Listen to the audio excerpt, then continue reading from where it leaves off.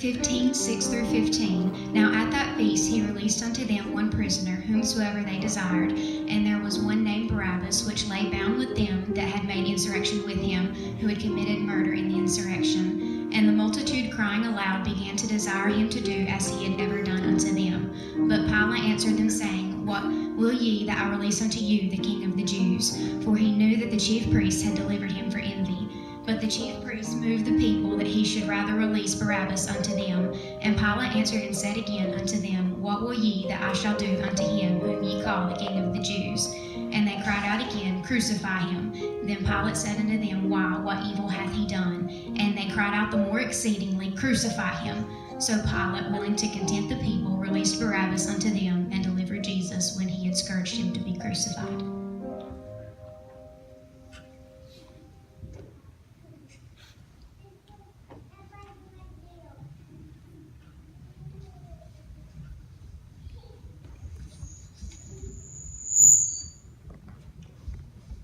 Barabbas, you rascal, I thought we lost you this time. We thought you were dead for sure.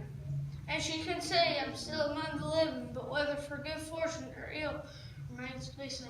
The only one suffering ill fortune will be those blasted Romans. The next time we revolt, we won't fail. Well, this time we didn't go so well, did it? It's your own fault you got caught. Next time, run faster. You're very lucky the crowd turned against that Jesus fella. If they hadn't, it'd have been your ugly carcass hanging down on that cross. Who is he, this Jesus? What do you know about him? He's just some peasant who deemed himself a rabbi, a nobody. What was he like? What did he do? Why did everyone want him dead? He was calling himself a god, a real wacko. He was calling himself a wacko. What does it matter? Because I saw him, he wasn't crazy, he was, I don't know.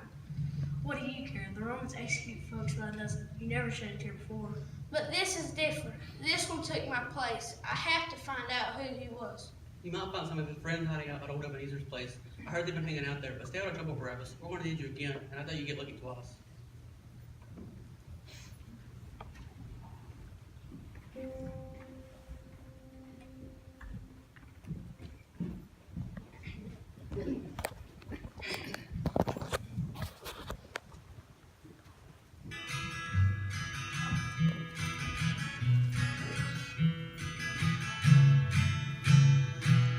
On the day of the feast, a favor was given.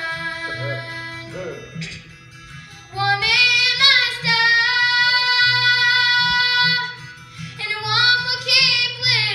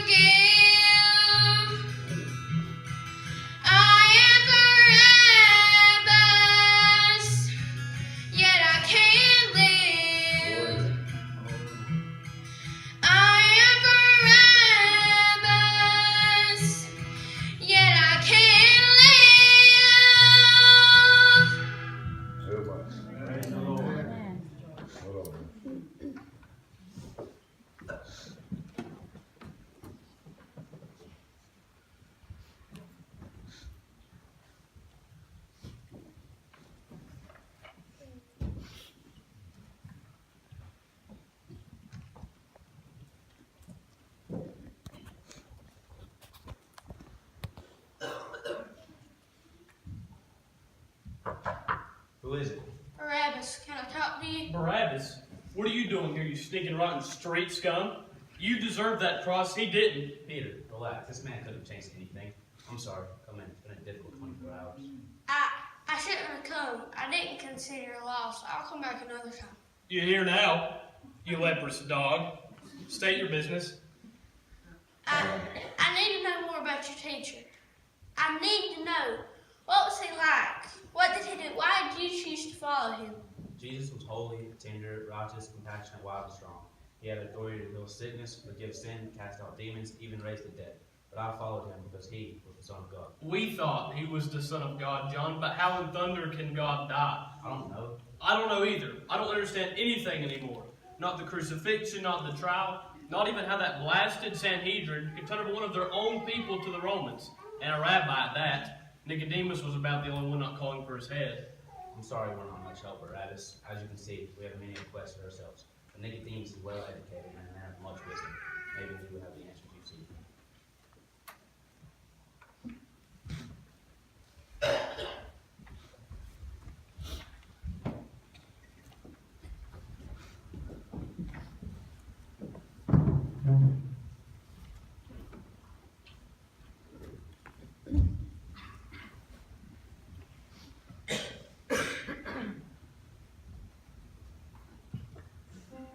John 19:38 through 40. And after this, Joseph of Arimathea, being a disciple of Jesus, but secretly for fear of the Jews, besought Pilate that he might take away the body of Jesus. And Pilate gave him leave. He came therefore and took the body of Jesus. And there came also Nicodemus, which at the first came to Jesus by night, and brought a mixture of myrrh and aloes, about 100-pound weight. Then took they the body of Jesus and wound it in linen clothes with the spices, as the manner of the Jews is to bury.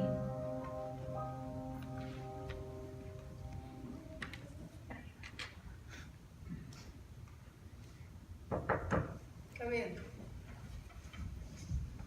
I'm sorry, lad. These old bones are too tired to get up. First Passover and Sabbath duties back to back, then this whole execution in the middle of it. I'm so exhausted. Actually, sir, it's the execution I've come to see you about. A tragedy. A most regrettable tragedy.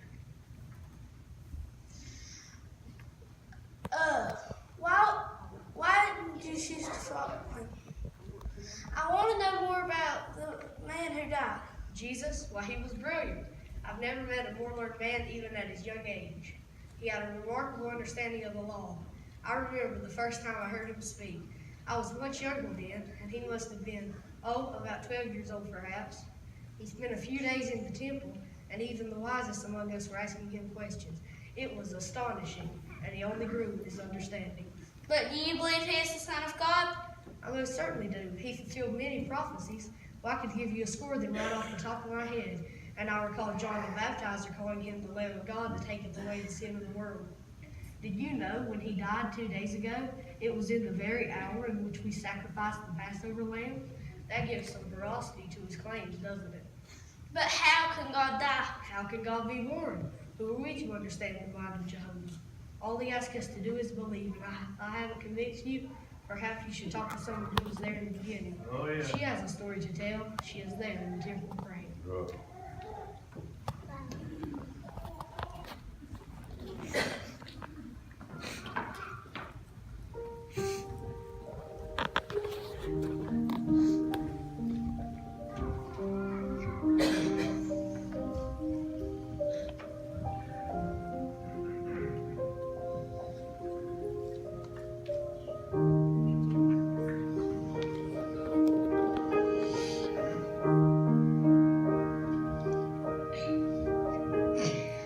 Follow a star to a place unexpected. Would you believe? After all we projected, a child in a manger. Lowly and small, the weakest of all, unlikely is he, wrapped in his mother's shawl, just a child. Is this who we've waited for? Yes, yes. 'Cause how many kings step down from their thrones? Yes. How many lords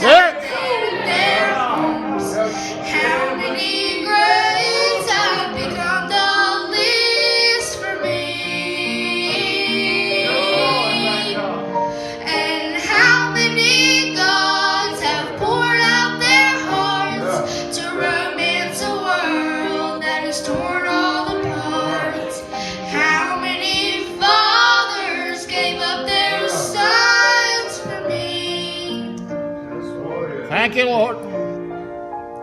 Bringing our gifts to the newborn Savior, all that we have, whether costly or meek, because we believe. Gold for his honor and frankincense for his pleasure, myrrh for the cross he'll suffer. Do you believe? Is this who we've waited for? 'Cause how many kings stepped down from their thrones, and how many lords have abandoned their thrones, and how many greats have become the least for me? Yes, sing it. And how many gods have poured out their hearts to romance a world that is torn all apart? How many fathers gave up their sons for me? Only one did that for me. Only one. Glory. Thank you. Thank you, Lord Jesus. Hallelujah.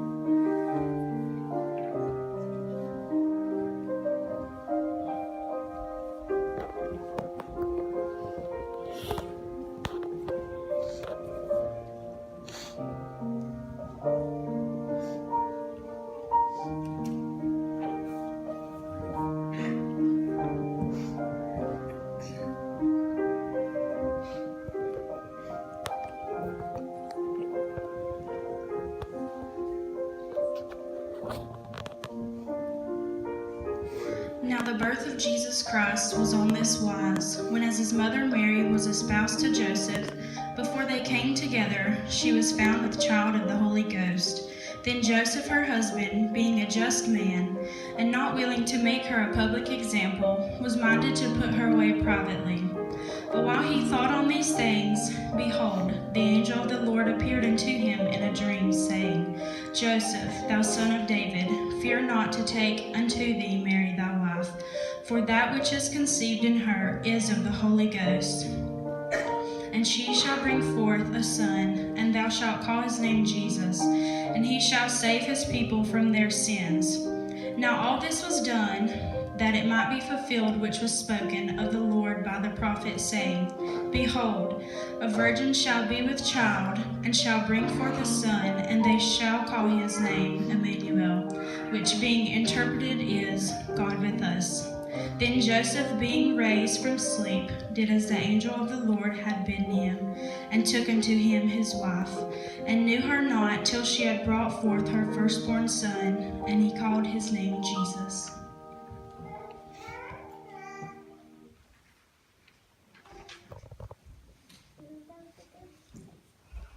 Are you Mary, the mother of the one who was crucified? I am, and no mother was ever more blessed or more cursed. Nicodemus tells me your son is the Son of God. It is as you say, But how do you know? because the angel told me before he was ever born.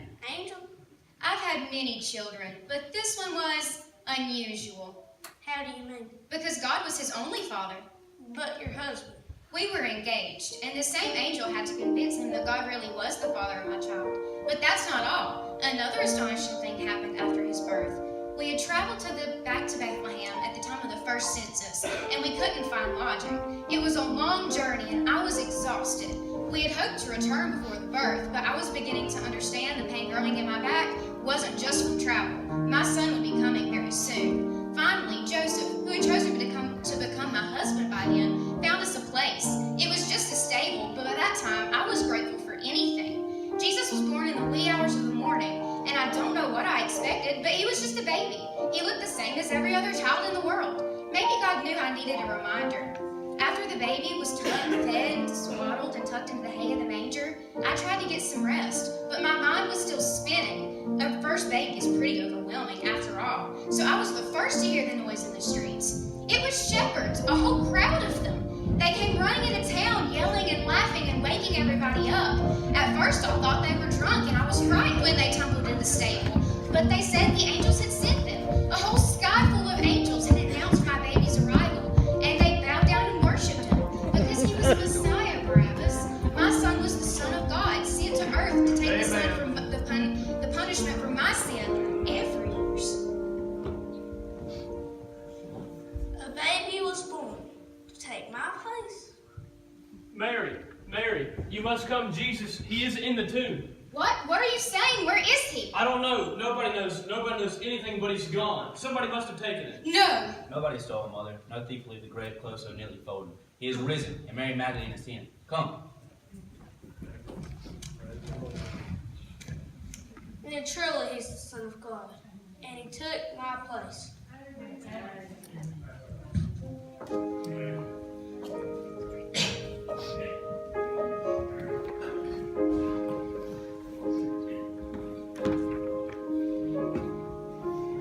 His heart was broken, mine was mended. That's right. He became sin, now I am clean. Yes. Thank you, Lord. The cross he carried bore my burden. The nails that held him set me free. His life for mine. Yes, yes. His life for mine. How could it ever be that he would die? God's Son would die to save a wretch like me. But love divine, he gave his life for mine. His scars of suffering brought me healing. He shed his blood to fill my soul. His crown of thorns made me royalty. His sorrow gave me joy untold. Yes. Hallelujah. His life for mine. Yes. His life for mine. How could it ever be that he would die? God's Son would die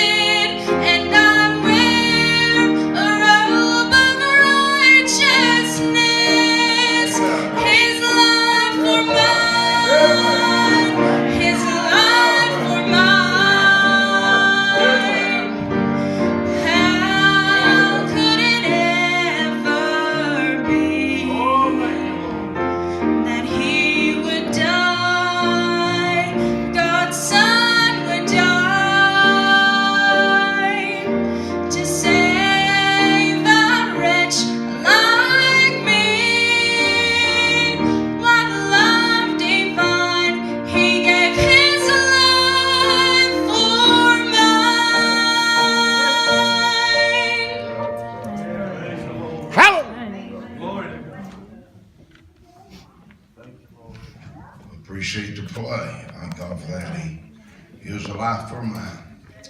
I don't know about you, but I know me. I know what I was. I know where I was headed. And I'm glad I realized on mine what the Lord done for me on the cross. It became